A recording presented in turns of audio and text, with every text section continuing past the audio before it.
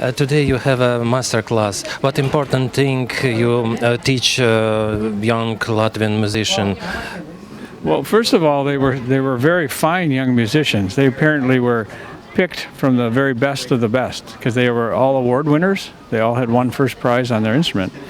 And consequently, there wasn't a lot we could tell them, but we did try to encourage them to be a little more confident of these abilities that they have. So we were encouraging them to just make more out of their talent. What most important for modern musician, most hardest to be on the scene? What is the hardest thing? I think it's challenging now. It's really important that musicians are very flexible and versatile. So you can't specialize as much anymore. You have to be able to do everything. So for young players, what we try to tell them is, listen to as much music as possible, learn as many styles as possible, and of course, get as good as you can. But that's what I would say. We know Lydia Bach violin cost 4 million euro. How much cost your instruments? Well, fortunately, the entry level is much less expensive. I think our instruments, ours are gold plated, so they're a little extra for that.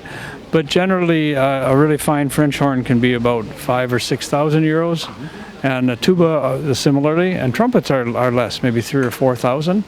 So we don't have the Stradivarius violin problem. but tube, trombone, is there rarities from these kind of instruments? There's quite a variety. We play instruments that are made in the United States. They're the Bach trumpets and Kahn French horn. These are state-of-the-art for us. And in fact, when we were working with the young group today, we noticed that the trumpet players had the same trumpets as our players, the Bach Stradivarius trumpet, and the same with the trombone. It was a King made by the same company.